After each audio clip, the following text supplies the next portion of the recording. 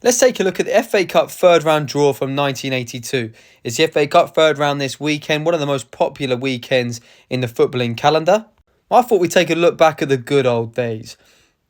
The current holders of the FA Cup are Crystal Palace. In 1982, they had an away tie at Enfield or Wimbledon.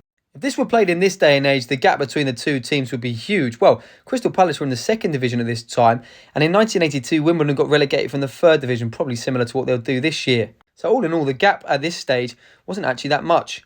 You might also be forgiven for thinking Barnet or Wycombe versus Brighton was quite a close tie in those days. Well, actually, Brighton were in the first division in 1981, and I believe Barnet and Wycombe were both non-league sides, so the disparity here was much similar to how it is now.